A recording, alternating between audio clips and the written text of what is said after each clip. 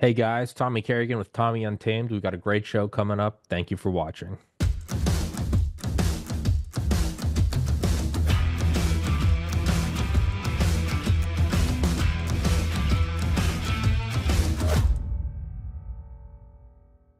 One day before Dale's 62nd birthday, so you all better leave a comment on the video. Go to the link in the description. Go to Dale's Instagram. Go wish the man a happy birthday. He could still kill all of you. He could kill John and I. He really could kill everyone at 62, and that's why I love Dale. And obviously John Cullen, who's been on here.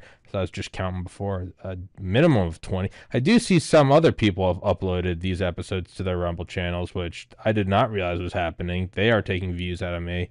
I'm gonna make a note of that and them up at a different time. But um, you were on last even a week ago with EM talking about the Vegas shooting. Before that was with Butler and Dale, and you Clay and I have done one or two shows I think on Butler. We have done I think two shows with Dale before about both Butler and Vegas. And I mean, I'm just searching through just on Rumble for everyone else. You can just search TPC Cullen, Cullen, long COVID, the next pandemic, the egg shortage, Fauci's involvement, CIA visit. You were on here with Dr. Scott Jensen. We've talked just about everything, with everything, and about everything. But this one in particular, we've talked about before, and I know Dale's interested in it, and I love it because it's not as well known, but it's kind of I think it was the first time you and I spoke. We were talking about how the pandemic and the vaccine was actually for a different pandemic. And then towards the end, you were like, after a wild episode, you're like, now that's the rational explanation. And I was like, what? And you're like, I was like, I thought this was the crazy. You're like, the crazy explanation. You just showed like an impact. You're like, it was an asteroid. We'll do that next time. I was like, Jesus Christ. So for everybody listening, go to the description. Please go follow both of their socials. Dale's not on Twitter, but you can go to his Instagram, his performance coaching, all that good shit. And for John, you can go in, you can find his YouTube, his Twitter, his Substack, or not his Substack, his Patreon, his Subscribe Star, all that shit. But I'm now going to shut up, and John, you take it in any direction you want. Well, I think Dale was curious about the asteroid twist, right? I mean, there was this asteroid twist to the COVID story. And I think Dale might have said something to Tommy and said, next time we get together with John, can we talk about this asteroid aspect Yeah. of the story? So it's kind of crazy, man. I mean, I don't know what to tell you other than, um, we never really got into COVID. Everything you and I have been talking about has been kind of ballistic oriented, right? Shootings and, cover ups of shootings and stuff like that. So the COVID thing is kind of a weird story that leads us to the asteroid thing. So COVID starts out, and I'm doing a podcast as everybody becomes aware of COVID. I'm in the midst of doing a weekly podcast. So, Tommy does like, 20 podcasts a week, right? I was doing one, right? So I was doing a Friday night podcast once a week, kind of like, the HBO schedule, right? One show a week. And I'm doing it with Jason Goodman, and he runs a thing called Crowdsource the Truth with a bunch of other investigative journalists, right? So he's got a show, every couple nights he's got a show with different guys, and I'm one of the guys. I'm the Friday night guy. And we're doing a show mostly focusing on the Vegas shooting. And as COVID starts hitting, he says to me, he's like, I'm not buying the narrative, man. I think there's something more here. And he said, he like implores me. He says, dig into this a little bit. See if you can find something for next week's show. See if, there's something if we peel the onion. And man, oh man, it got crazy. So I go and start looking at this Johns Hopkins dashboard. Right? So they've got this map of the pandemic. And I go searching for the thing. It's what you see on television, right? Everybody's showing you this thing on TV, and you're looking at the map on television. Let me see if I can share this, Tommy. Do I have sharing rights? Yeah, I think I do. Right? All right. So where do you see this, Dale? You're gonna flip. All right. So this is the Johns Hopkins dashboard. And this is, let me see if I can grab the date here. June 17th of 2020. June, like, 5, 6 months into the pandemic. And Hong Kong's got 4 dead. And this is Johns Hopkins. I'm like, huh? Now, I saw this in March, so I've got some earlier screenshots from March where I'm looking at this thing, but this was an interesting one because this is June. So March, April, May, June, they still don't have 10 people dead in Hong Kong? Huh? And there's not 5,000 dead in all of China? That's the number in the upper right-hand corner, the 4638. And so I'm looking at this and I'm like, what the hell's going on here? Now, when I first saw this thing in March, the irony was back in the 1980s, I was working at Oracle. And building that mapping system was one of the first projects I worked on. So I see the map, and it's like, are you kidding me? This is like this is software from 35 years ago that, I helped build this. I led the team at Oracle that helped the company that built it make it work. So I took one look at it, and I'm like, what do you mean there's not 10 people dead in Hong Kong? And sure enough, there's not 10 people dead in Shanghai. And there's not 10 dead in Beijing. And I'm like, whoa, what the hell is going on here? And so then, when do you see this, man? This is kind of crazy. So your buddies in Langley are so good. I don't think people understand how good these guys are. They're ridiculously good. Like, wait, watch this. All right, this is the map that they kept putting on television. Okay? Looks horrible. Oh my God. It's Contagion. Somebody called Dustin Hoffman. Where's the monkeys? Get in the balloon suit. This is a disaster. Except there's only 21 people dead in Japan. And there's not 10 dead in Hong Kong, and there's not 10 dead in Shanghai, and there's not 10 dead in Beijing. So why is the map so red? That's not good software design. The map is not supposed to be this red. Okay? So I'm looking at this thing, and I'm like zooming in on stuff. I'm clicking on Hong Kong. I'm clicking on Shanghai. I'm clicking on Beijing.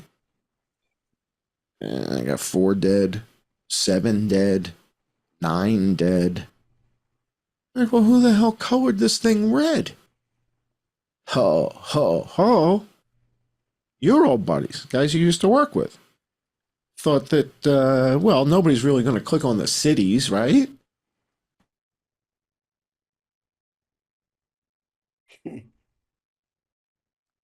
Johnny, you just muted yourself.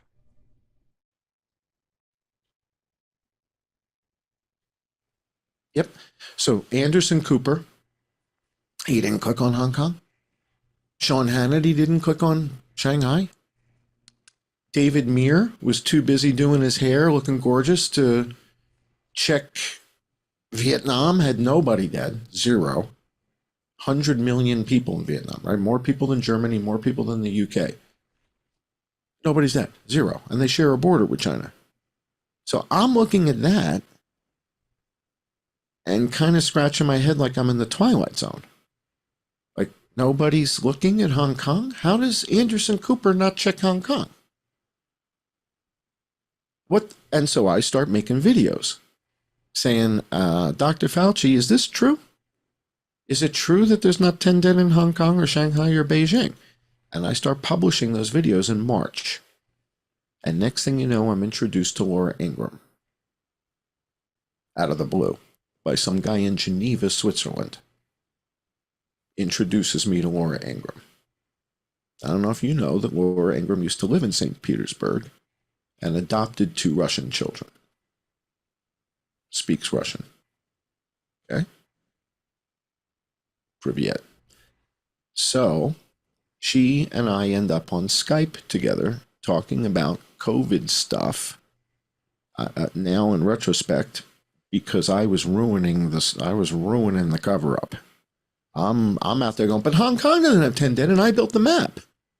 And they're like, whoa, whoa, whoa, whoa, whoa. You know, we can't grease this guy. We can't find him that easily. If we could, we probably would. And I'm out there telling her, there's not 10 people dead in Hong Kong, Shanghai, and Beijing, and I built the map. So she rope-a-dopes me. She and I are emailing 8-10 times a day. She's emailing me from the set of the show. This is Laura Ingraham on Fox News. Right? I don't know when the last time you saw Fox News was. It may be 9 years ago. You don't even know what the hell I'm talking about. Blonde hair, blue eyes, 6'1", right? She used to be the judicial assistant to Clarence Thomas. Okay. Kayleigh McEnany used to be a judicial assistant. I think that this is the career track coming out of Langley. So they get these JDs coming out of Harvard, Princeton, and Yale, and Stanford. They do their Langley stuff on them. And then they get them jobs working for Supreme Court justices and working at the White House. And next thing you know, they're on Fox News because they used to be the press secretary. I mean, being press secretary, if you're, actually with the agency, you get to say what we want everybody to hear, and then you get a job at Fox News for 10, 12 million a year. I've said this before. If anybody ever told me that, you join the agency and within 10 years, you're going to be on TV making 10, 12 million a year, 20 million a year, I might have joined, right? It's hard for me to poke anything in Sean Hannity's eye. You see the houses he's been buying and selling?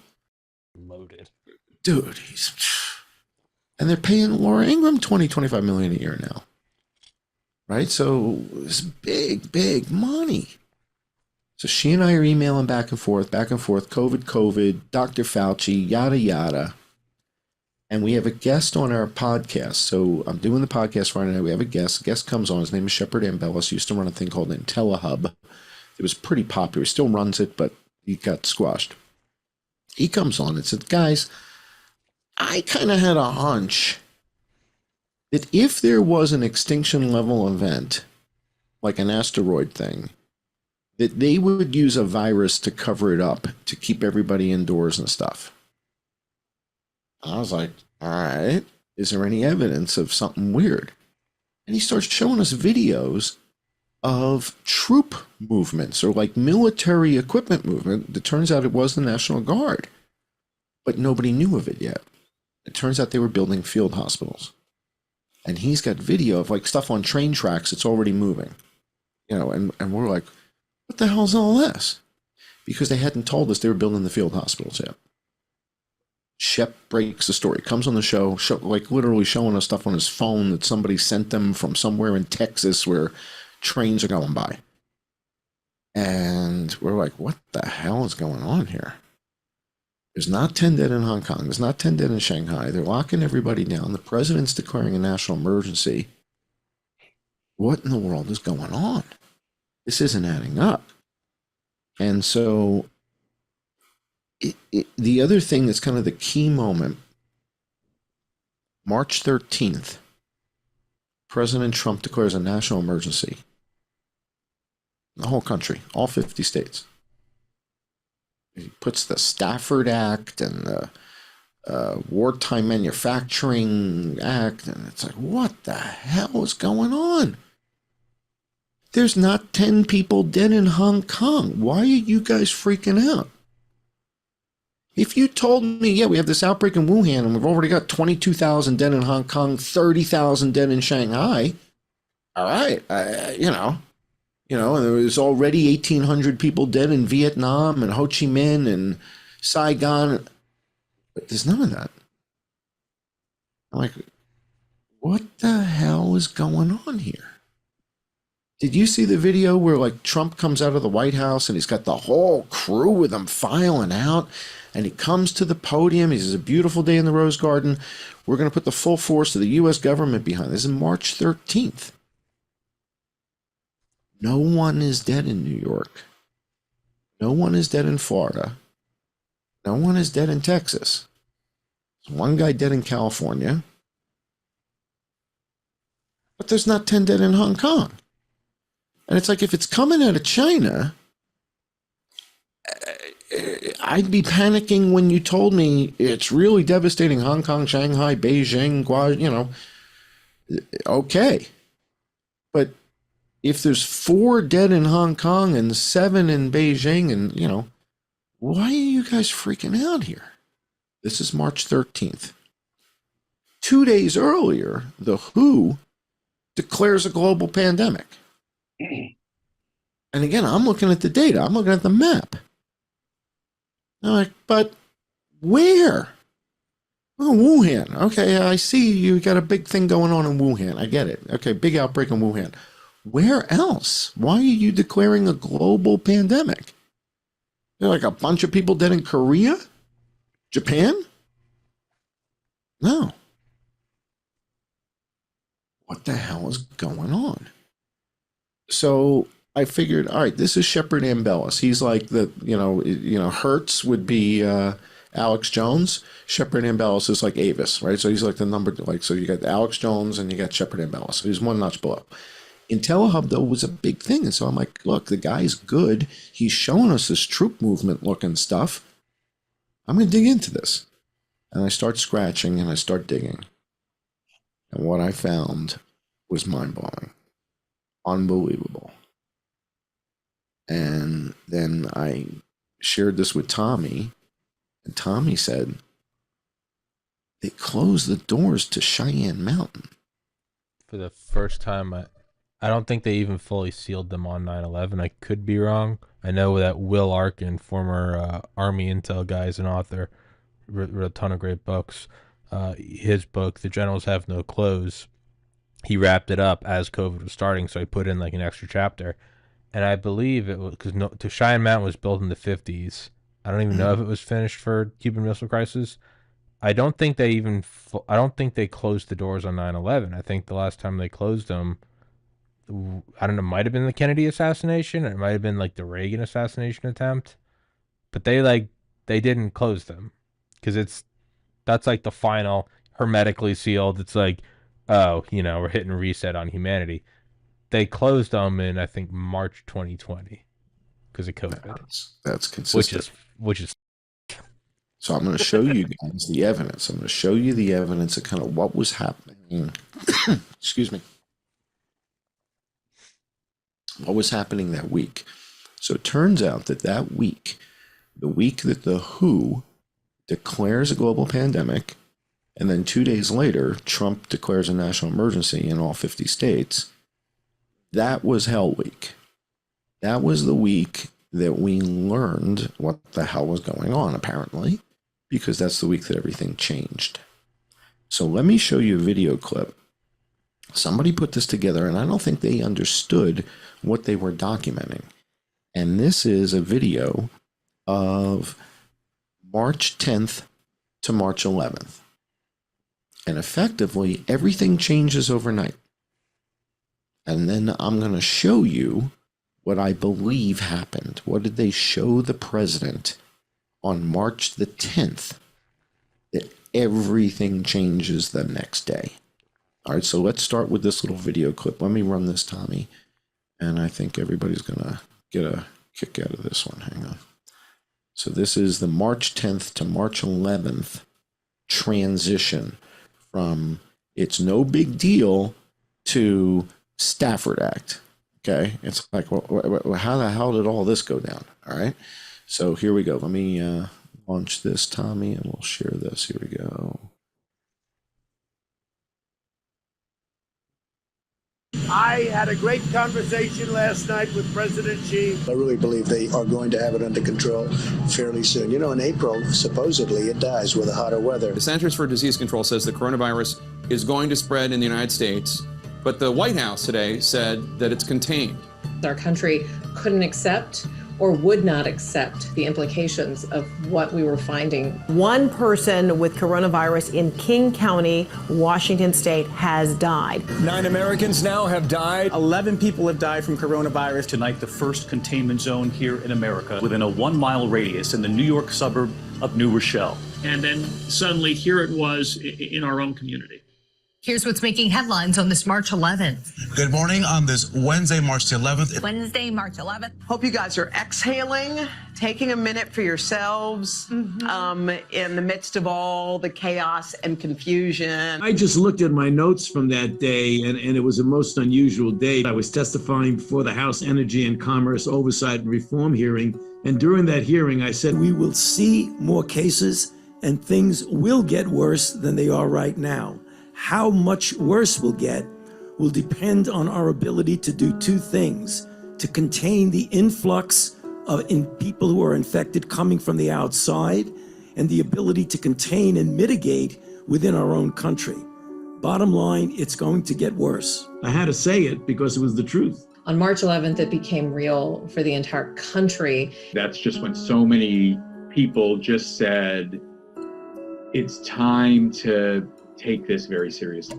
Yo, this is more serious than I thought it was. March 11th, we knew that the WHO were going to call it a pandemic. COVID-19 can be characterized as a pandemic. The vice president was initially going to do the press conference, but then we were told that the president would be doing the address, and it just kept getting pushed, and it eventually turns into an Oval address that night. To keep new cases from entering our shores, we will be suspending all travel from Europe to the United States for the next 30 days. Wow, it's pretty intense. Jumps up a notch. Okay, so now, but the issue is, why? Who's declaring a global pandemic and there's 4 people dead in Hong Kong and there's 7 in Shanghai? And you're declaring a global pandemic? It seems like you're overreacting. 2 things are happening at the same time. It's a convergence of 2 events that they had one cover-up planned for. So the cover-up was to cover up an outbreak of bird flu that Obama appears to have launched in 2014. So in 2014, the Pentagon starts monitoring an outbreak of bird flu that's going on in China. And the net of this is, it's a strain called H7N9. Let me show you guys this stuff so you guys don't think I'm insane. All right, so it's a strain called H7N9, and the Pentagon started monitoring this outbreak in China in 2014. And you sort of wonder, well, why in the world would the Pentagon be monitoring an H7N9 virus, an influenza virus? Unless it was a bioweapon. Now, is that a leap of faith to assume that it's a bioweapon? No, because in 2014, the year that Dr. Fauci's pardon goes to, Dr. Fauci did gain a function on that exact virus, H7N9. And gain of function just makes it, 200 times more deadly. So why would you do that in the midst of an outbreak of that very virus, right? So here's the documentation. So in 2014, just 3 weeks after the gain of function pause, Dr. Yoshihiro Kawaoka at the University of Wisconsin-Madison is given a green light and told, don't worry about the pause, you've already been funded, you go ahead with your project. And bullet number 2 here is gain of function on H7N9. The bullet prior to it is to figure out if there's a way to kind of combine Ebola-like qualities with bird flu. So if you weren't convinced these people were crazy, I'm trying to get you maybe another inch closer. All right, so Dr. Kawaoka, see if you can figure out a way to give bird flu Ebola-like properties. And then do your gain of function on the bird flu, on the H7N9. Rock and roll. See what you can do. Next thing you know, lo and behold, we've got a 40% case fatality rate of H7N9 in China. 40% is like Ebola.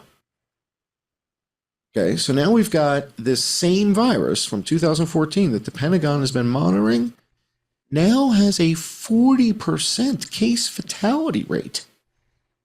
This is documented, right? So they're like 40% of the people who are getting this are dying. This is a ruthless version of influenza that isn't just attacking the lungs, it's attacking people's organs. It doesn't need an ACE2 receptor like COVID. And it doesn't need a certain protein called trypsin that acts like a lubricant. It doesn't need that. So it can infect your nervous system. It can infect your circulatory system. It can infect your brain. It can traverse the blood-brain barrier. It is a ruthless virus, killing 40% of the people in China that are getting it. All right, so it's real, it's bad, and that's what was happening in Wuhan. So this whole Wuhan people dying in the streets and all that stuff, that was bird flu. That was bird flu, and the CIA is trying to figure out how we're going to cover this up. So they launch a program. Well, first let me show you that this is what was happening in China. This is the bird flu outbreak in China, documented, by the way, by CNN. It's unreal. It's like sometimes they document stuff, but then nobody jumps on it. So watch this. This is CNN International reporting from Hubei province, where Wuhan is, that there's 21 times more cases of influenza this year than last year, meaning 2019, right before COVID. Meaning if they had 50,000 cases in 2018, they had 1,050,000 cases in 2019. If they had 100,000 cases in 2018, they had 2.1 million cases in 2019. Talk about overloading a hospital system.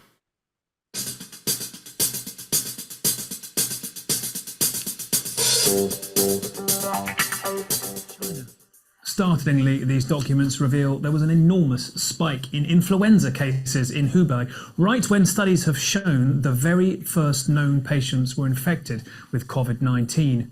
20 times the number of flu cases compared to the same week the year before. Experts said it...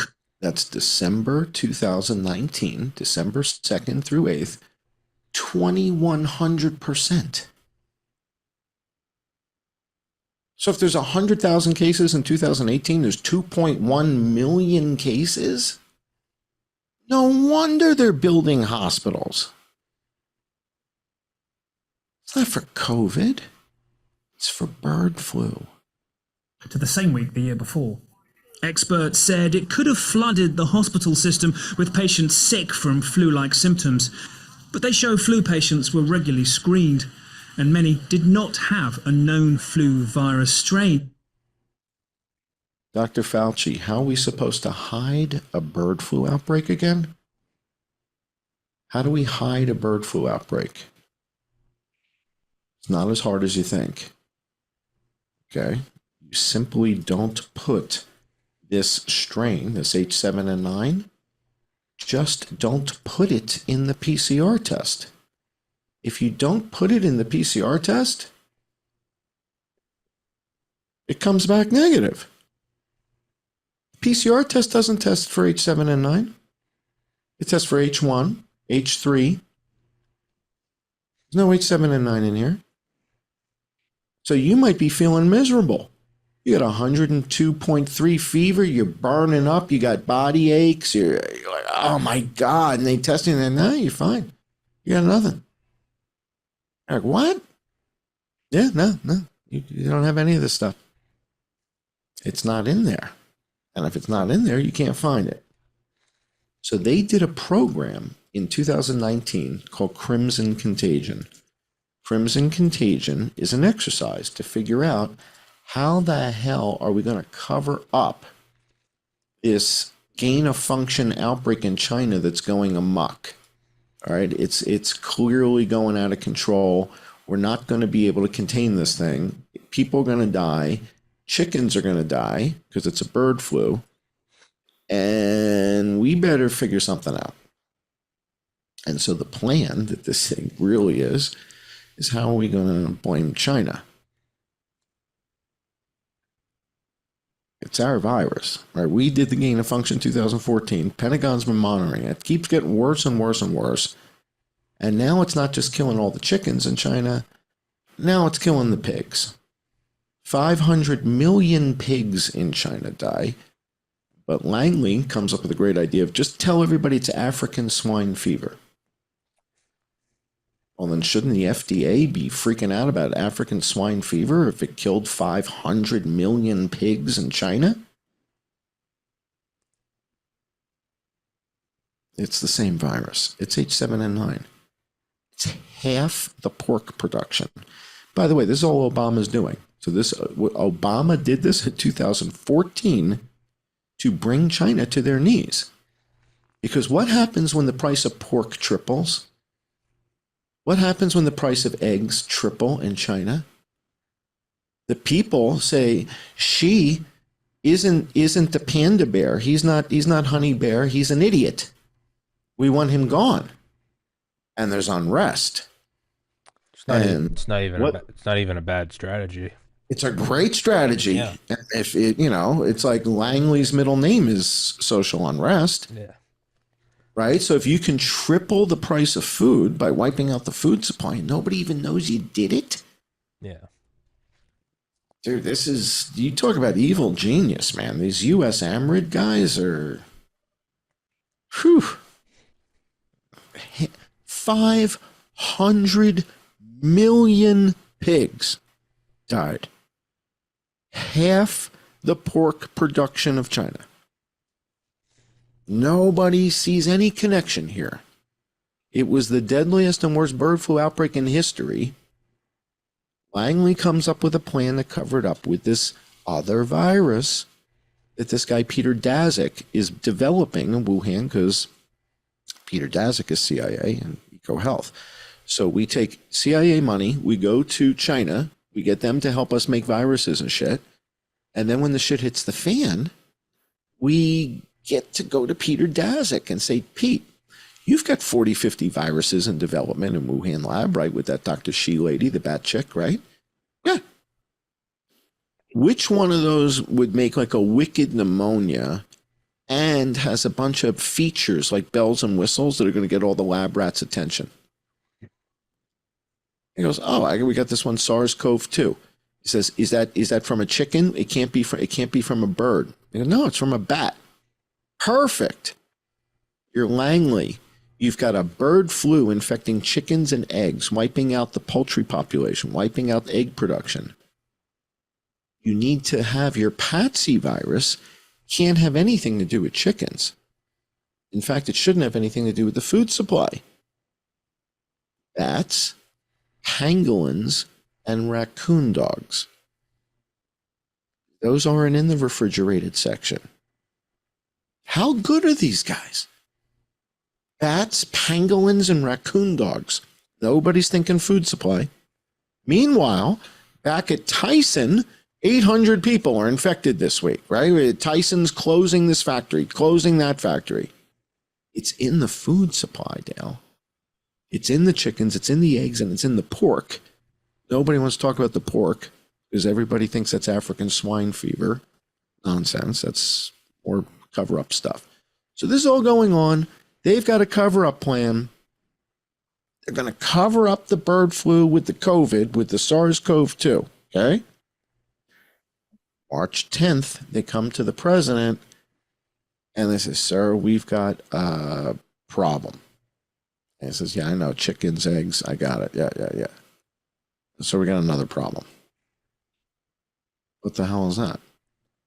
NORAD would like to brief you. NORAD?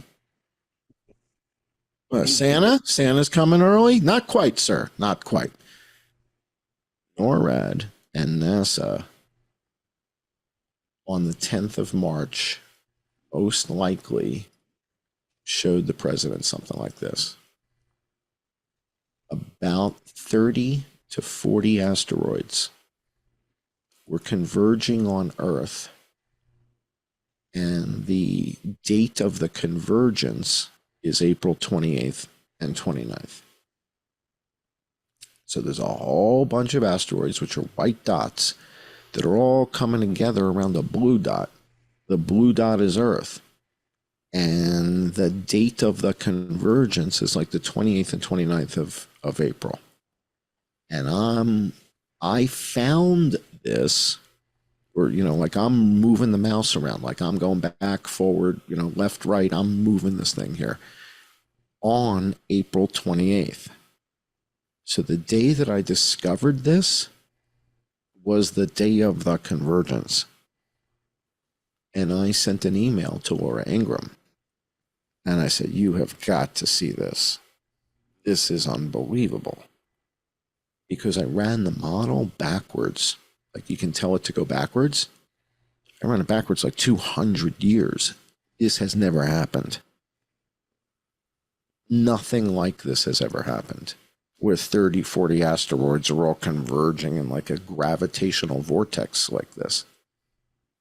And so I sent this to Laura Ingraham, and on the 28th of April, she and I did a Skype session watching the very video you guys are watching right here. And she's at home. I think it was a Saturday or Sunday. I forget which day, but it was a weekend day. We were on Skype. She just downloaded this with WeTransfer. And she's looking at this, and she had a close relationship with Trump at the time. And she's stunned because she didn't know. She wasn't read in. And they were going to leave her to get toasted. And then Tommy starts telling me about Raven Rock. And I start digging into Raven Rock. And it turns out that Raven Rock is only 6 miles from Camp David. Mm-hmm. And that's the underground Pentagon. It's called the ANMC, the Alternative National Military Command Center. Yeah, it's the Pentagon copy-paste. Underground Pentagon. Underground city. And apparently they shut the doors to Raven Rock as well. But it's only 6 miles from Camp David. So they can make it appear that everybody's going to Camp David, and they're really going to Raven Rock, right? So that's one thing. So this takes place, and I find this on the 28th. I show it to Laura Ingraham, and then I start backing into everything. I'm like, so wait a second. They showed this to the president on March the 10th. Everything changes overnight. March the 11th, the WHO declares a global pandemic. Now, yes, there's a bird flu outbreak underway, but the COVID story is the cover-up of that. We weren't supposed to have to play that card yet. There's not 10 people dead in Hong Kong. So we're not supposed to have to play this card yet. Trump is telling everybody it goes away in April when the weather gets warm. Everybody calm down. I spoke to Xi. It's going to be fine. He doesn't want to play the COVID card. He's got this crimson contagion. He's got it. He doesn't want to play the card. March 10th, they show him this.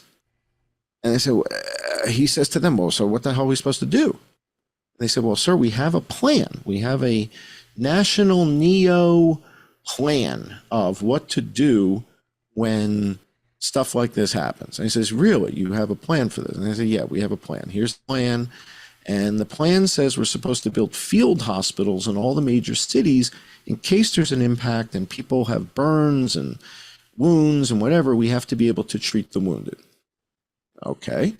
So they begin building field hospitals in every major city. And by April 20th, the field hospitals go live. And May 1st, they're decommissioned. 10 days later. 10 days later. The Comfort left New York April 30th. Didn't even wait till May 1st. We got the all clear. April 28th was the convergence, 28th and 29th. And by May 1st, all clear. Put them away. Put the hospitals away. We're done. Field hospitals had nothing to do with COVID. We also put the airplanes away. All right, so we would put the airplanes out in Victorville, California, in like dry storage. We didn't want them getting knocked out of the air. Right? So then it turns out, so President declares national emergency March 13th. 15 days later, all hell breaks loose. All right, so the 10th, they show him this model. The 11th, they declare a global pandemic at the WHO. The 13th, he comes out and says we're going to use all the power of the government, and everybody's coming out of the White House. And you're like, what the hell is going on here? How are there all these people? What is this about? Let's take a look at this. This is the declaration of the pandemic thing. This is an ABC News special report. Now reporting, George Stephanopoulos. Good afternoon. Let's go straight to the Rose Garden. President Trump about to hold a news conference on the coronavirus crisis. There you see him with Vice President Mike Pence. Thank you very much, everyone. Thank you. Thank you. You guys remember this? Mm-hmm. It's like a clown car. They're still coming out of the office. Look behind. Look in the back. They're still coming out. Look at this. Beautiful day in the Rose Garden. Appreciate everybody being here. Today I'd like to provide... There's not 10 people dead in Hong Kong. Nobody's dead in New York. Nobody's dead in Florida. Not 10 dead in Shanghai. This doesn't seem like overkill. An update to the American people on several decisive new actions we're taking in our very vigilant effort to combat and ultimately defeat the coronavirus. The coronavirus. He's like, what? What am I saying this is for? This has nothing to do with the virus. They start building field hospitals. 15 days from that declaration, this is what happens. You start to ask yourself, so wait a second, we were locking down because Hong Kong had how many dead? 7 dead? Shanghai had 4, Beijing had 9, and we're putting the airplanes away? Does that add up? Or is that a paradox? And then on March the 28th, history was made. For the second time since the birth of Jesus, a meteor hit the earth.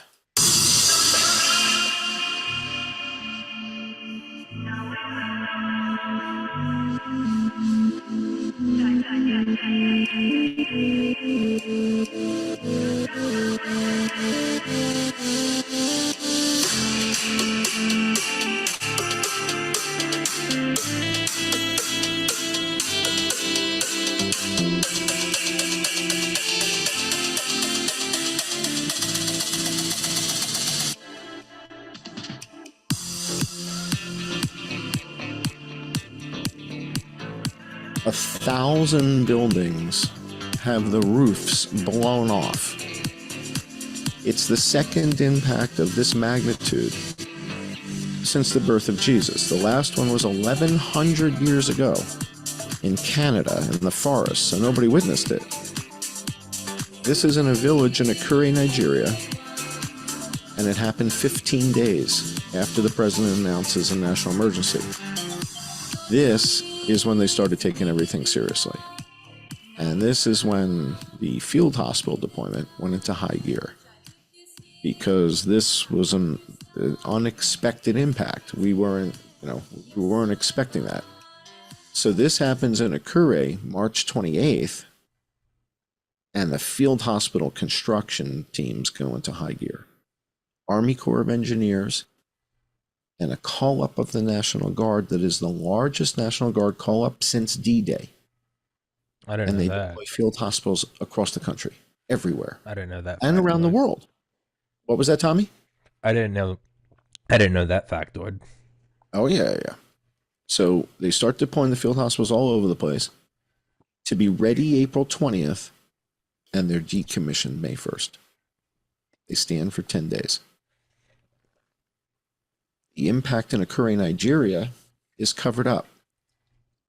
A professor from the local university goes there. They take the drone, they measure it, they do all the orthomosaic stuff. They figure out everything, the size, the depth, the diameter. And he says, yeah, this is absolutely a meteor crater. You got water oozing from the sides. You got shocked quartz, all the classic things you would see in a meteor crater. And CNN doesn't send Christiane Amanpour to Akure, Nigeria. This is the first meteor crater formed on Earth in 1,100 years. The one before that was 3,500 years ago in Kali, Estonia. These are rare events. In human terms, I mean, in geological terms, it just looks like bing, bing, bing, bing, bing. It looks like the moon getting hit. But for people, these things don't happen that often of this magnitude. That's 60 meters across, 185 feet, almost 190 feet across. That's the estimate on TNT tonnage is 80 to 100 tons of TNT to create, pounds of TNT, 40 to 50 tons. So 40 to 50 tons of TNT to create that. Well, that's more than 2 containers. So that's more than an 18-wheel truck. So you'd need 2 18-wheel trucks minimum with full containers loaded with TNT to create a crater that size, which is why the cover-up story that it was a truck with explosives, what truck was carrying 80,000 pounds of TNT through Akure, Nigeria, through a rural farmland? Trucks can't pull 80,000 pounds. That's beyond, we don't do that. So that's why it's not a truck, it's a meteor crater. They cover it up because there's 30 more coming in 4 weeks. Wait, they said it was a truck bomb? So the cover-up story from the local guys was there was a truck driver and he was driving a truck and the truck caught fire and the truck. It's 80 tons or 80,000 pounds worth of TNT to create a crater. That's 40 tons. Yeah. So that's not what that is. So this happens. They've got to cover up that story. So nobody knows about Akure, Nigeria. Right? You never saw photos of this crater. How is this not on the cover of Newsweek? The last one's 1,100 years ago in the forests of Canada. Whitecourt, Canada. If you look up Whitecourt, Canada, meteor impact, you guys will find that in Wikipedia. So 1,100 years ago is the last one of this magnitude. There's been a couple that are smaller, like 10 feet across, 12 feet across crater in the mud, like in Chile and stuff, but that's not the same thing. I mean, this blew the roofs off of 1,000 buildings. And we got 30 more coming in 4 weeks. Let me play a video that I then found recently from NASA, where NASA let the cat out of the bag. So NASA has a sort of a way of telling like white lies in that they'll tell you part of the story, but not the whole story. So NASA confirms that April 28th, 29th is a near-Earth event, but they only talk about one of the asteroids. They don't tell you that there's 30 or 40 of them. Let me play this video for you guys. This is from NASA, produced by them, showing you what was happening April 28th, 29th. The night I laid my eyes on you, felt everything around me move, got nervous when you looked my way, but you knew all the words to say, then your love slowly moved right in, all this time, oh my love, where you been?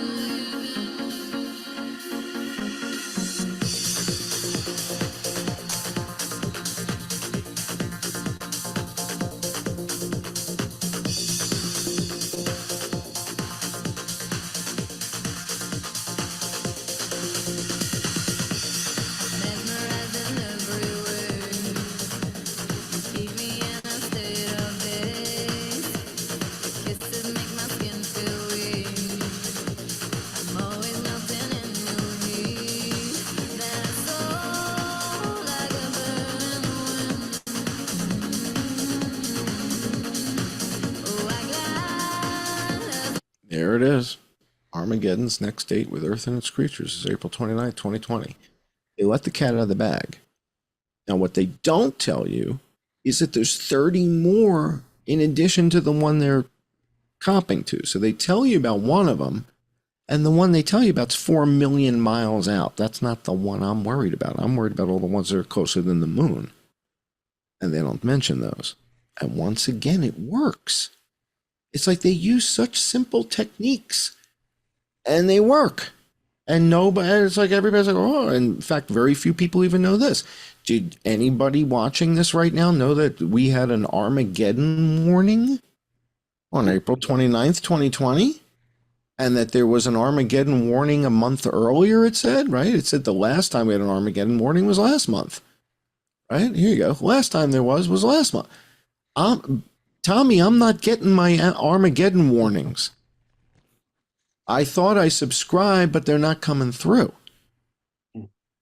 Why isn't David Muir and Anderson Cooper and Sean Hannity letting us know, hey guys, we got an Armageddon warning for next Wednesday. Don't look up. Heaven's Harvest Prepper Food. 72 servings per pail. 25 years shelf life. I've had the owner Clayton on the show before. He's a God-fearing, America-loving patriot. Get one of these, get a couple of them, throw them in your basement. It's good to have it, not need it, than to need it, not have it. If you don't want to do that, you can get their seeds. You can plant your own garden, so you don't even have to keep buying them. You can just get the goods and start your own, or you can even get freeze-dried fruits and vegetables like bananas, apples, strawberries, and raspberries. They support the show. It's an honest product. It's a good safety measure to have, and they keep my show free for you. So I'd implore you guys to please go to heavensharvest.com, use the link in the description, promo code TPC. Axios Fitness Coaching is a premium resource for holistic strength and conditioning services. Axios is best known for the Training Club, capital T, capital C, an exclusive community that prioritizes accountability, technique, diet, and nutrition. Everything you need to do to take action against the decay of the modern world. Whether you're looking to improve your physique, build strength, or just take care of your health and fitness, Axios will provide you with a solution that is effective and simple to execute. All you need to do is complete the intake survey, and you can see if you're a good candidate for the Training Club or any other of the services. And it's going to sponsor the show. So, one company falls off, another one arises. So if you guys like the show, you want to work out, throw the show a couple shekels. Go take the survey. Thank you so much, guys. Higher ultraviolet exposure is associated with lower mortality. The United Kingdom is a high latitude and low sunlight country. Researchers there collected data on over 360,000 participants in a study of UV exposure via solarium use. When compared with non-users, solarium users had 15% risk lowered of all-cause mortality, 23% lower risk of cardiovascular mortality, 14% lower risk of cancer mortality, and a 12% lower risk of non-cardiovascular, non-cancer mortality. In other words, all other causes. Quoting the researchers, our study adds to the growing evidence that the benefits of UV exposure outweigh the risks in low sunlight environments. A link to the original publication is available in the box below the video. Get some UV light this winter. Immerse yourself in the tranquility of the blue. Visit a Blue Room soon. www.blueroom.com.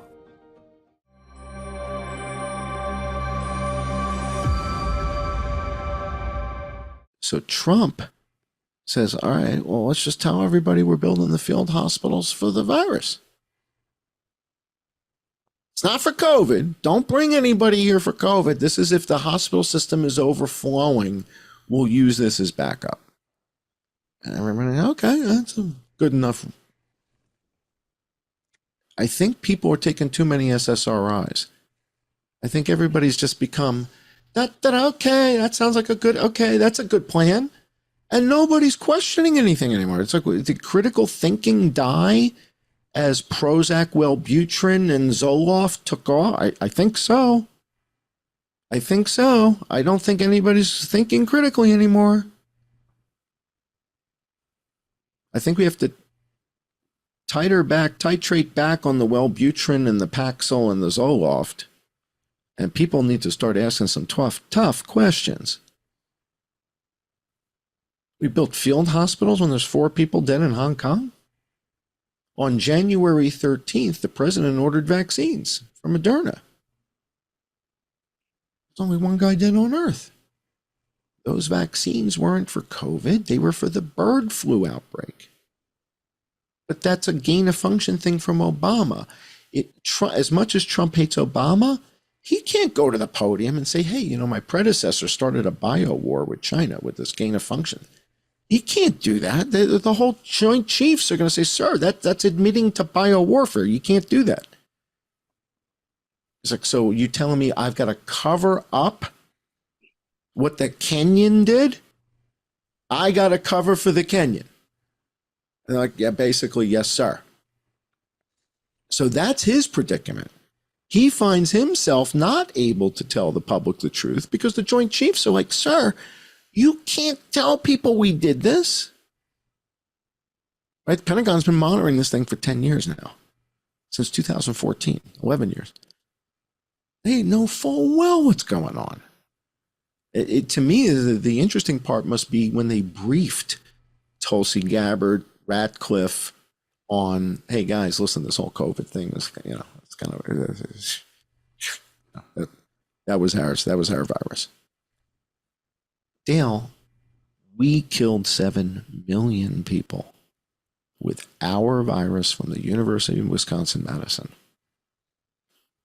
That's Holocaust level deaths. It wasn't China. China wasn't lying. We funded them to make the SARS-CoV-2 virus so that we'd have a library of patsies to pick from one day. A virus that has both CGG, the furin cleavage site, and the GP120 sequence from HIV? That's like the Rattler lore at Cabela's that has the little BBs in it and the hologram and the little whistler, right? So that it's like it's got to get the fish's attention somehow. Well, we got GP120 and CGG. It's the perfect patsy. Perfect. The lab rats haven't stopped talking about it yet. Did it get its thing from here? Did it come from the lab? Did it come from the market? What about the fish? What about the pigs? What about the raccoon dog? Dude, it's the perfect patsy. It's a red herring. It has nothing to do with what happened. It's all about Dr. Kawaoka, Obama, Fauci. They launched a biowar against China and devastated the food supply. And for some reason thought it would stay constrained to China. Next thing you know, in, what was it, summer 2019, Australia has 4 times more people die from influenza than the year before. And that's when we knew it's on. It's beyond China now. By January 2020, Italy had 3 million cases of influenza in Italy. And then it comes to New York. And the tip-off in New York was that in New York, the case fatality rate was 31%. And COVID is 1%. And we saw 40% in China. So if the case fatality rate that we see in New York is 31%, well, that's a hell of a lot closer to 40% than 1%. So if you've got 100,000 cases in New York and 31% of those people die, that's not COVID. That's a bioweapon.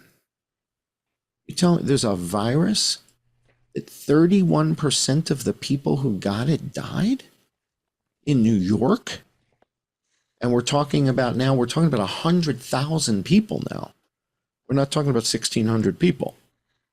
So when you talk about 1,600 people, the statistical significance and stuff is kind of sketchy. When you get to 100,000 cases, now we have statistical significance. And we had a 31% case fatality rate in New York and New Jersey. Well, how the hell's that happen? That's not COVID. COVID's 1%. So the data shows us that the outbreak that hit New York, New Jersey, starts spreading around the country wasn't SARS-CoV-2. It was this bird flu. And that's what he orders the vaccines for. And the asteroid problem, by the way, nothing hits April 28th. So we have the impact March 28th in a Curray. And then April 28th, everybody's all puckered up. Raven Rock, right? Cheyenne Mountain, everybody's like waiting, and nothing happens. And they fly by. May 1st, we get the all clear. They start putting all the hospital, everything is decommissioned May 1st. May 5th, another one flies by real close that we didn't see. And Trump came out to Arizona, I believe, to thank the guys at the observatory. There's an observatory in Arizona called the Lemon Observatory that was picking up all these things. Trump flies out there to say he's meeting with Honeywell for masks. And I'm like, no, he's going to the observatory to talk to these guys and say, hey, thank you for what you guys just did. They were tracking all these things. And I was like, why is he going to Honeywell? There's a mask factory. The hell kind of trip is that? He went out to the observatory because, again, all these things are coming in and I'm looking at all this stuff and it kept saying Lemon Observatory, Lemon Observatory. You can look this up, Tommy. Lemmon, I think. It's not like regular lemon. It's Lemmon. The Lemon Observatory. I think it's in Tucson, Arizona. And this is where they were picking up a lot of these asteroids. And I think Trump's trip was like November 4th or 5th. And on that day, they pick up another asteroid that just skimmed the Earth, like 4,000 miles, 7,000 miles from the surface, like really close, closer than our satellites. So it was a close shave, man. The whole thing was a close shave. We got very lucky. And then they just put them all away and forget the asteroid problem, back to bird flu. And so the rest of 2020, they're just dealing with this bird flu thing. And then they bring out the vaccines and tell everybody the vaccines are for COVID.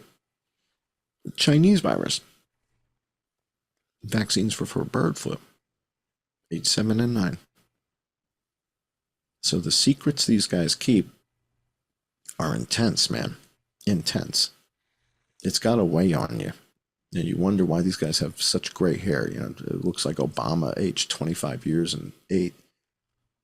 The secrets these guys have to keep, it's just wild. And we haven't gotten to Wright-Patterson Air Force Base and the aliens yet. I mean, you know, that's the big kahuna, right? That's the cover-up of cover-ups, right? And we're talking about all this shit, and people, you know, a bunch of people think we sound crazy. Once you go into the aliens and Wright-Patterson, you know, there's no turning back, right? And I got tons of stuff on that too. You know, when did he announce Space Force? 2017? December 20th, 2019. 19, okay. What happened the day before? Do you know this? Guys, you got to see this. All right, so let's show the audience this, and this will be fodder for the next time we get together. We'll dig into these alien things. Because it's obviously somewhat connected, but the formation of Space Force. The first official COVID case in the U.S. was December 12th, 2019. And I know that because that's the day I started my podcast.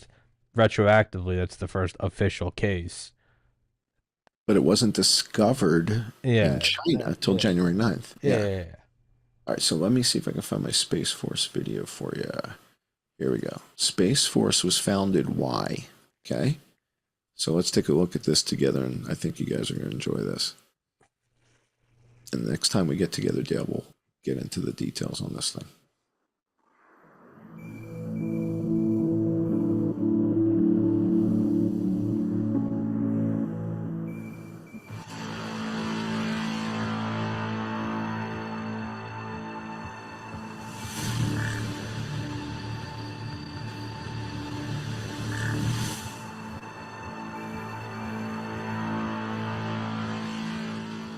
Very importantly, I'm hereby directing the Department of Defense and Pentagon to immediately begin the process necessary to establish a Space Force as the 6th branch of the armed forces. That's a big statement.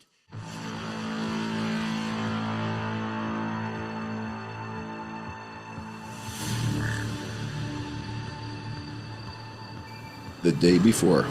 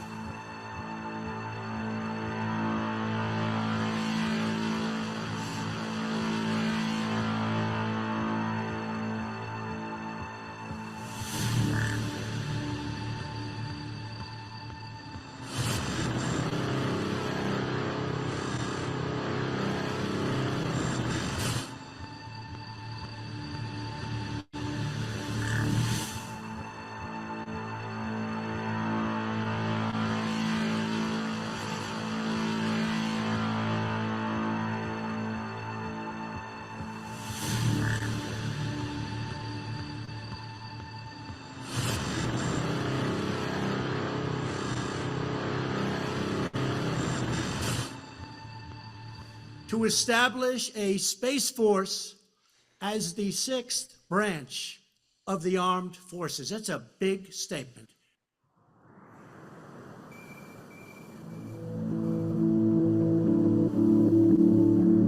This is Summerlin, Nevada, right near the Red Rock Canyon. There's like a northern and a southern entrance exit to Red Rock. This is the northern part up by Summerlin.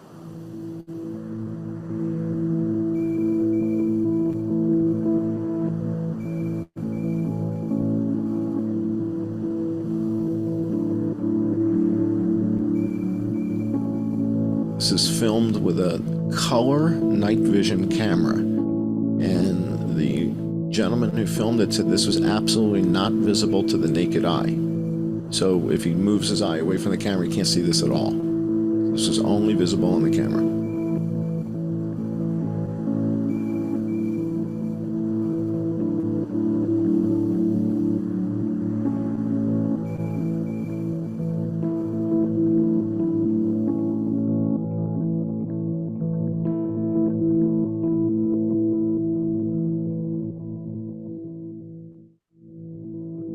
This was filmed by the Chilean Navy, naval pilot.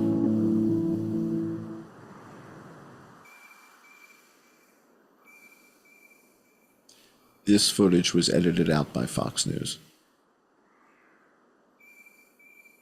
They showed the beginning, they didn't show this part.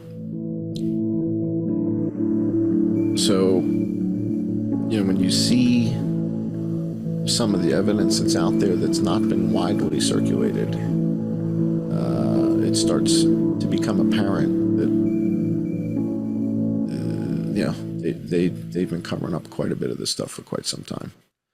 And I thought that was compelling footage. And the guy who's been filming it has been filming for quite some time. His name is Steve Barone. You guys can find him on YouTube. He posts on YouTube, Steve Barone. He lives in Summerlin, and he's got a night vision color camera, goes up on the roof and films quite a bit of interesting stuff. But I thought that footage was real compelling, and it was the day before and 9 days before the declaration of Space Force. So I figured, that's a coincidence, or it's part of the reason why. Hard to say, but certainly I thought it was interesting. That will definitely be the next show. Yeah, no, that's the apex of all conspiracies is the Absolutely. UFO. And not for the reason that they've kind of fed through narrative over the last 80 years, which I get from a power point of view. If you want to retain your power, you'd come up with a horseshit reasoning and say the people can't handle it, religion would fall apart. Some would, most wouldn't, I don't think. The real Is there more to it? Well, the big thing is how the did they get here? And that either implies if it's through traditional means, meaning, subluminal, then it requires an engine and a power source that is, no pun intended, out of this world. Mm-hmm. Or it got here through a mode that we have not yet discovered through our laws of physics that we have created. Which is most likely. I think that's most likely. But they're both options are equally wild. You either got here sub-light speed, which means you have some hyper-dense fuel source because you have to bring that fuel with you, or there's quantum entanglement, what is it, weird, strange interaction, whatever it is, they're both completely paradigm changing in terms of power projection. Yeah. If you can have that, that's why it's wild. Well, you can and do instantaneous first is strike. something being held over our leaders? Yeah. Right. So is there a reason that they can't disclose it? Because if they disclose it, something even worse would happen. I think what it is to me, I always just look at like, well, what would I do? The very first thing if I was in control, if I was at the head of the Pentagon and I learned about this and everything and every classified, the very first thing you look at this as is this is instantaneous strike. This nullifies mutual assured destruction. If you can instantaneously strike everything, I know Russia's got the dead hand, but just for this thought experiment, you've outsmarted the Cold War. You can now wipe everyone out. So why couldn't the president announce it? Wouldn't you want to announce it and say we have first strike capability? The only reason I could conclude that you wouldn't say that, because like Dr. Strangelove, the entire purpose of a doomsday weapon is that everyone knows you have it. It does no good keeping it secret.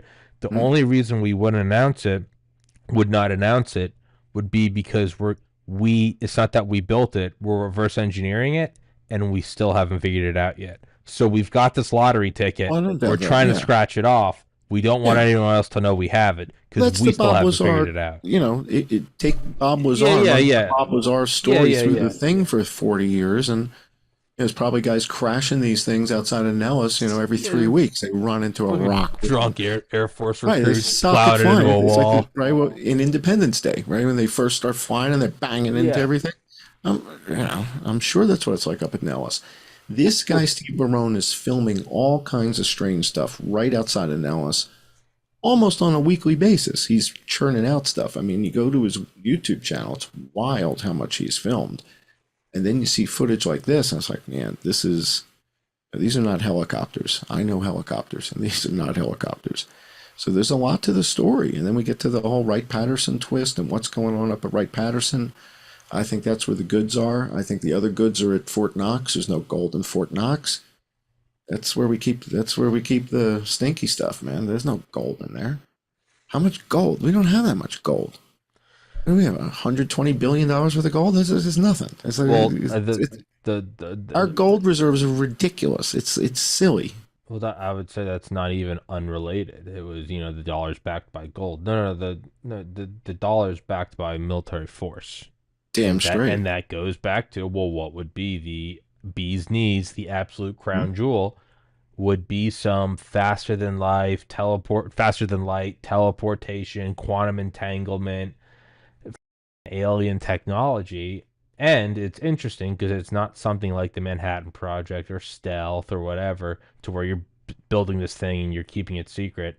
It's such a fascinating twist because you haven't quite figured it out yet, but you don't want anyone else to know. So it's like you're robbing a bank, but you haven't got the safe open yet. But you don't want anyone else coming in and having it. So I've got Dale and his buddies doing, Delta Perimeter while I'm trying to figure out the safe. So it's a weird thing where Groom Lake. I mean, Groom Lake is to keep the prying eyes away from us. Absolutely, it is. So yeah, I mean, so that's what I think it is. I think it's both. I think we've got some shit that we're trying to reverse engineer, and I think we've probably invented some crazy shit. I'll give us some credit. We've probably got some wild shit. I mean, we could. I think we're on the tour stop. I think every Christmas we're visited, and that's where the Santa Claus thing comes from. And we could for the next Santa Claus. Is that Santa Claus? Yeah. That's Santa Claus kids. Santa Claus. That's the guys from Ursula Major or something. They're stopping by every Christmas because we're on the tour. They stop by all the planets that have basic life forms, just like we like to go to Papua New Guinea and look at all the people in the huts and laugh at them as they go spearfishing. They're laughing at us as we're still flying through the atmosphere using fossil fuels. And they laugh at us in the way that we use magnets. And they're like, so wait a second, you guys take electricity to spin the magnet to turn the propeller? You're like, morons, the magnets are the energy. Magnets produce kinetic force ad infinitum with no batteries. Am I wrong? No. Magnets produce kinetic force ad infinitum with no energy added. And we add energy to spin them around to turn a propeller. Okay, so we are being laughed at, I believe, by other civilizations as we figure out how to modulate gravity. We know how to do amplitude modulation. We know how to do frequency modulation on electromagnetic waves. We haven't yet figured out how to do that on gravitational waves. We know gravity moves in waves now, finally. Took us long enough. All right, now that we know it moves in waves, who is going to figure out how to modulate gravitational waves? If you can turn a dial, like I do on my FM radio, and I got an amplitude modulation and I got a frequency modulation, if I can do that with gravity, I can make your Humvee come right off the ground. I can make that thing fly. Just give me that knob. I need that gravity modulation knob, and we're going to turn that, and the thing's just going to, it's going to come right off the ground.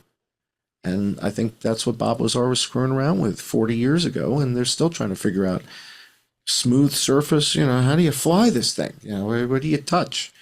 I don't know, man. It's a fascinating story. It is the biggest cover-up of all time. And when you see how much they're willing to invest in these stupid-ass cover-ups, the Vegas shooting, the COVID, the Butler, and how much they're willing to invest in this with the 60,000, the William Arkin article about there's an army of 60,000 disinformation people working for the Pentagon. Yeah. So they're billions of dollars to throw false narratives. Signature reduction agency. At the stupid stuff. I mean, none of this measures up to, anti-gravitational Wright-Patterson. Nothing comes close to aliens. Nothing. And they're willing to invest all this in covering all this other stuff up. September 11th, the Saudis.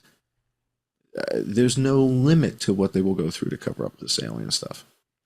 And no president will touch it. No president will touch it. Two things that we'll dovetail into the next episode, and then we'll wrap it up. Is to say number one, I forgot. Dale actually has an Area 51 story. Dale, you were in Nevada, the test site or Groom, whatever the fuck, and you said it on here. It's not going to get me healed. You said it on the show before about you were doing security, some contractor, and y'all saw some light, hovering above something. You said it was like a spark off a grinding wheel. It just went over the horizon. And actually what it was, so we were in vehicles that night, and the desert was flat as you could see in every direction except for in front of us was a butte. And I don't know how high it was. Maybe I'm just going to guess and say 400 or 500 meters, or 400, 500 feet high. And now we got stopped for a second. We drove into an area we weren't supposed to go into because the wire was down. So we ended up driving into it. We're trying to reassess. Okay, check our dosimeters. And then as I'm standing there, I look over towards that butte, the only butte out there. I mean, you could look for miles in every direction. It's just flat, except for this one butte.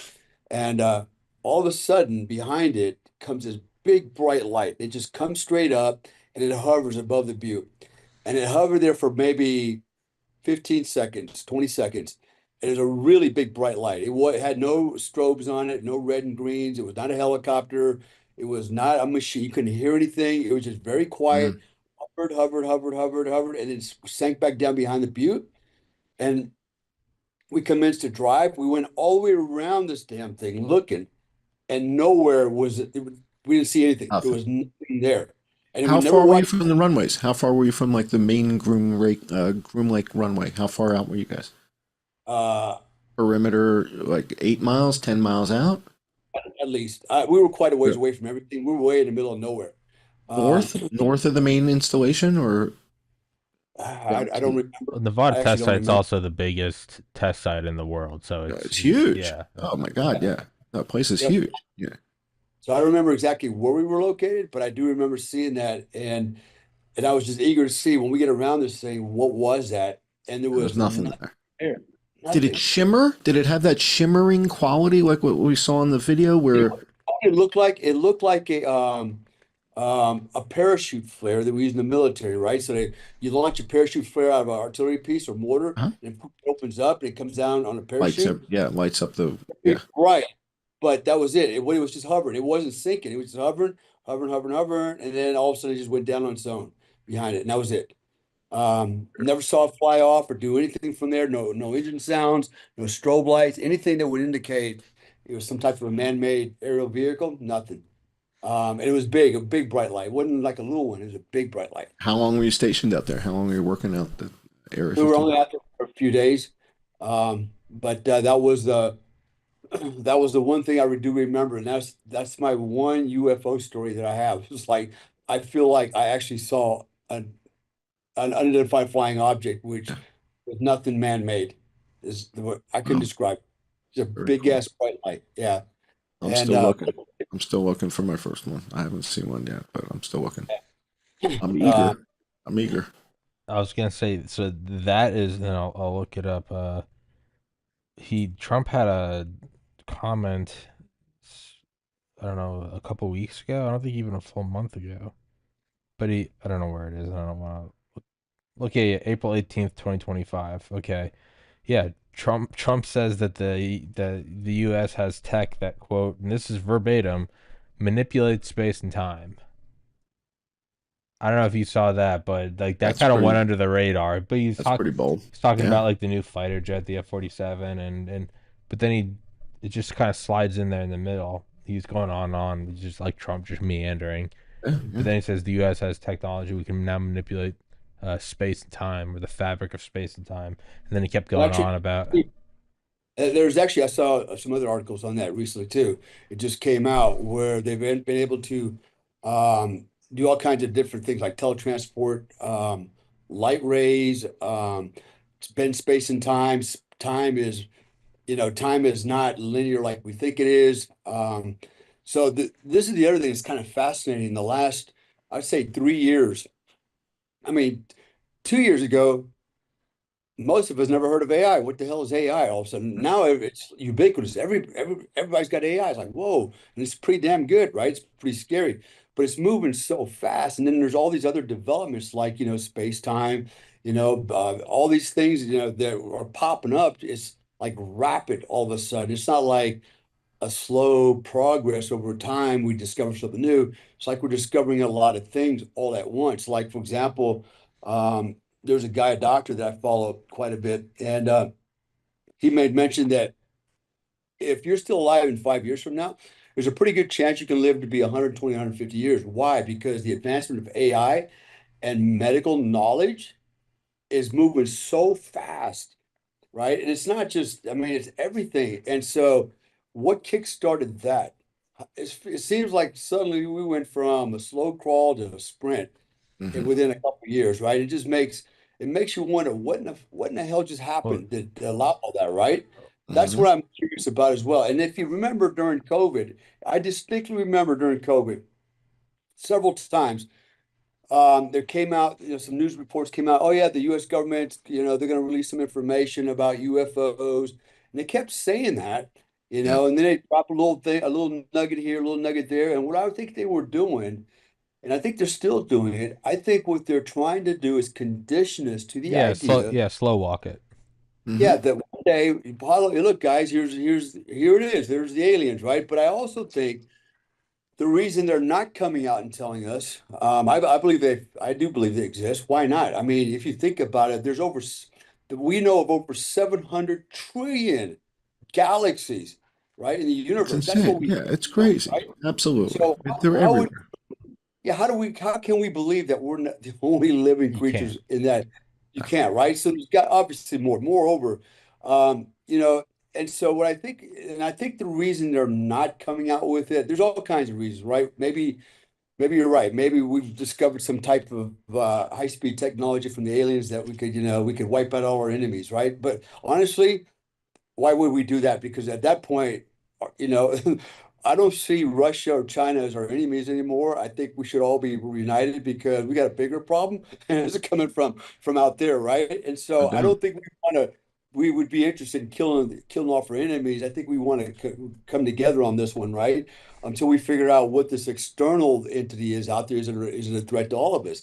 I don't think that's really the agenda. What I believe it is if they come out, if the government comes out and they go, okay, surprise, guys, yes, we have aliens. There's aliens out there. Here's what I think would happen, right? Because if you think about religion, so for example, the Bible is supposed to be without error, right?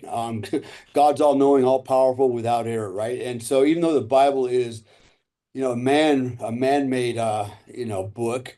What the argument is in Christianity is God made humans, he made all life on earth, and that's all that exists. If suddenly we come along and go, oh, no, no, no, there's Martians, there's Venetians, and there's other space creatures, and that would kind of blow the lid off, I think religion a little bit, because how do you explain that? If God's all knowing, all powerful, and the book is without error, and his word is without error, and he said there's no other life, then all of a sudden their life shows up. That could have some implications, globally on a lot of religions, but moreover, what keeps most people within the left and right limits in life, right? Keeps them morally and ethically going in a straight direction, with some exceptions. It's because, they're afraid of, they don't want to be sinful and go to hell.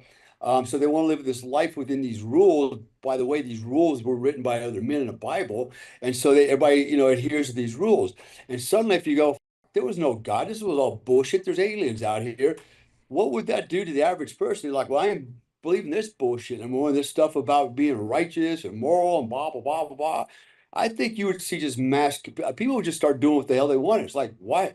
There's no consequence. I'm not going to heaven or hell, right? All this shit that kept me in check. And so if I dunce my neighbor because he pissed me off, there's probably no consequences. If I have to answer anybody, it might be an alien at this point. So I think that's part of the reason is that's how they that's how they control society, control people, is through Belief fear, right? systems. Yeah, belief right. systems. You've got belief Exactly. systems, right? In different countries have different belief systems. Right? So in India, they have theirs, right? So as we go around the world, we see these different belief systems, and those belief systems would certainly be challenged by some 10-foot gray dudes walking around with long fingers. This is all of a sudden that's game changing. What's interesting though is that the Vatican has been a major player in astronomy. Mm-hmm. So their science department is like state of the art. Like they're like teamed up with Stanford and stuff. Like they are high end in the astronomy world. So it's not like they're shying away from it. I wonder if the Vatican is trying to figure out if and when, how would we integrate this into our belief system? How would we explain it? How would we cope with this? And you kind of have to tip your hat to them that they're even in the game, right? They could be going, pshaw, telescopes are for assholes like Galileo. We don't believe in telescopes, but that's not what they're doing. So you kind of have to hand it to them. I mean, they gave Galileo a wrath of shit. They almost burned the guy at the stake for his Jupiter observations, right? So, and then they finally said, looks like he was right. Let's form our own astronomy department. And it's heavy duty. Like they've got their own telescopes. Like there's a Vatican observatory and all this stuff. I don't know how they're going to integrate this in. I don't know. It's a great question for the new Pope. This is probably the question I would ask him if I could have coffee with the guy. If in fact we discover that we are not alone, how do you communicate this to your followers? I mean, what do you do? As far as the heaven and hell stuff, I'm Lutheran. So I come from a whole group of people that don't believe in that. And yet we don't run around killing everybody, right? Well, for the most part, right? There's a couple of us that are pretty badass. But, we don't believe in heaven and hell, but, we don't just run around chopping everybody's heads off. So there's a degree of it, but there's also people who don't necessarily have that as their belief system to keep them on the straight and narrow, right? I'm still good to people, even though I don't think I'm going to go to hell. the bad things I've done. And so, Yeah, the thing about the Vatican too, man. I mean, I haven't seen it, but what I understand is there's quite, um, there's a lot of stuff underneath the Vatican that's been buried under there. It's basically, um, no one can see it. I mean, there's stuff they're hiding down there apparently that's related to possibly aliens. I'm sure. When you look at all the artifacts, man, around the world, you see a lot of similarities, like you know, sculptures and drawings of what looks like aliens and people wearing spacesuits. Hmm. Uh, there's a lot of stuff out there that needs answers and nobody can answer it, the frequencies, right? So when you look at churches and various you look at all the what's the words I'm looking for? The designs and things like that are like on the churches and spires and the ceilings. All the designs are actually rooted in frequency, and so everything is energy. So earlier you made a comment about, talking about gravitational forces and things like that, magnetic, levitation.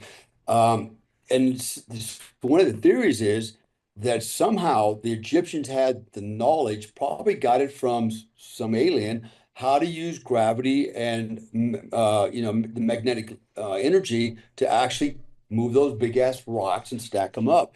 We see that all around the planet. We also know that most of the pyramids are somehow, one way or another, in alignment with each other, and all of them also emit some type of a frequency. I was in Mexico, in fact. I was, I was bodyguard for a very wealthy billionaire, and we were down there, him and his wife and I. And one day they're like, "Hey, we want to go to look at the pyramids." Like, "Oh, we're going to Egypt?" No, no, we're here in Mexico. I didn't even know Mexico had pyramids. And so we go there, and yeah, they got big ass pyramids there. And so I'm standing at the base of the pyramid with the old man. Well, his wife goes climbing to the top of this thing, and he's standing smoking a cigarette. He goes, "Right here, beneath where we're standing," he goes, several meters below us. He goes, "There is a bed of porcelain that you can only find in Peru, and it was brought up here, and it's about the size of a soccer field." And I go, "Well, why would that be there?" And so there's a mystery behind it. But I thought about it. It's like, what do you use porcelain for? Insulators, Right. right? Right. So, and now we're thinking frequencies, insulators. And so the theory is maybe these pyramids are actually some type of beacons, that they used to use to, for, I don't know, navigation purposes, like lighthouses. I don't know, man. There's so many things that are unanswered, and there's so many questions that it makes me believe that there's only one answer, man. We're not that goddamn, we weren't that smart that long ago. We're just not, right? So, the argument is, Earth was created 6,000 years ago in the Bible. But, when you look at science and forensics and anthropology and all those things, the first humans were starting to evolve about 250 million years ago, and so in the last 100,000 years is when we kind of became who we are today, but we're still kind of mixed up with Neanderthals and a few others. But No doubt. it's like, so how does all this is not adding up? And then, talking about the Cardinal or the Vatican again, there were certain books that were not included in the Bible. They were Hmm. intentionally left, right? And they reveal some things that it's like, okay, this makes no freaking sense. The continuity of this book, if you add that in, it would just completely disrupt the continuity. It doesn't make any sense. So they just took it out conveniently and said, no, we don't want to talk about that. Hmm. Uh, there's a lot of mysteries out there, man. It's not bullshit. It's not, some conspiracy theories. When people really stop and start studying this stuff and start thinking about, like, the word matrix, where does the word matrix come from? It comes out of the Bible, right? So that's interesting, right? So the matrix, right? So there's so much. If you pay attention and you really look closely and you read and you start thinking, you go, man, there's something's not adding up here, man. And I think that at the end of the day, do we even really exist? Are we just consciousness, experience the human condition? Do we really exist? Or, are we just are we really a matrix? Are we just a computer simulation? And again, science is evolving so fast. It's actually now starting to go, maybe we really don't really, what's called a dual slit, Double slit we experiment. call it dual slit test. To me, if we find out there's aliens, that just explains our being. Why are we here? How do we get here? That explains everything. Because nothing else explains. That that video of the alien thing with the cloud of stuff coming out of it. Is, and kill many people, and do the shit that we have done. No, not we, they have done and keep doing. That makes no goddamn sense, man. And I'm ashamed, man, in a lot of ways that, we're involved in bullshit like this, the whole COVID crap, I look at how many lives that's actually destroyed. Someone needs to be held accountable for that. I lost a big chunk of my business here because of this bullshit lie. And that's all it is a lie. And they know it. I remember when it started, I looked at the numbers globally, supposedly how many people died, and then I looked at, how many people are on the planet. I did the math, and what I finally came up with was, COVID had a survivability rate of 99.9978%. I'm like, why the freak would I take a vaccine for that? It did, and I'm the one guy, I'm not the smartest guy around, but, I did the math and go, yeah, this is not making any sense, right?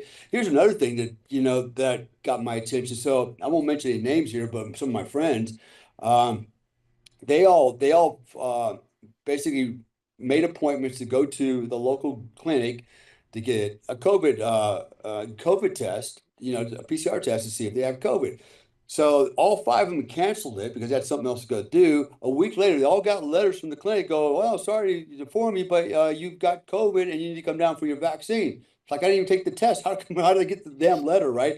So there's a lot of weird shit going on out there. And it's basically people exploiting this pandemic, what I call the scandemic. And then why did we even have a scandemic? It's because we've got evil people out there they don't value life, they don't value freedom, they don't value nothing but power, and they have no problem with walking over other people and destroying their lives just to enrich themselves. There's some very bad people, man, and they're all around us, unfortunately, and it's not over. They're sitting in their back room right now going, okay, what are we going to do with next, right? To get some more power. There's more coming. There's more coming. No doubt. No doubt. Man, well, that's the asteroid story, though, as far as how that came to be and all this COVID stuff. And, they used COVID as the cover up for the field hospitals, and they put all the airplanes away because they didn't want to get knocked out of the sky by asteroids and stuff. So, and then May 1st, what asteroids? You just eat it. Yeah. Old news. It's like, forget it. It's over. It's gone. It's done. And the next one, by the way, is April 13th, 2029. April 13th, 2029, we have Apophis, and that doesn't look good. Doesn't look good. So, but gentlemen, I got to run. I know Tommy's got a hard stop in a couple minutes. Tommy's got another show. I got to start another show. So I was going to say, I think it's 4 a.m. where Dale is, so Dale's got to get some sleep. Dale's a machine. Dale doesn't need sleep. Dale's got to get some rest. Thank you, Dale. This was awesome. Tommy, thank you so much. Yeah, both of you guys, thank you so much. Everybody listening, please go in the description. Please go follow Dale on Instagram and his coaching. And you can follow John on Twitter, his YouTube, his Patreon, his Subscribestar. This will be up tomorrow, so I'll send it to both of you. And then we will absolutely do another one on aliens, Roswell, and Patterson, Red Patterson. So, but for now, gentlemen, thank you both so much for your time. Dale, happy birthday. And happy birthday, Dale. And thank you. Yes, sir. Guys, guys, thank you so much for your time, both of you. Thank you for watching, everybody. Recording Take care. stopped. God bless. Peace.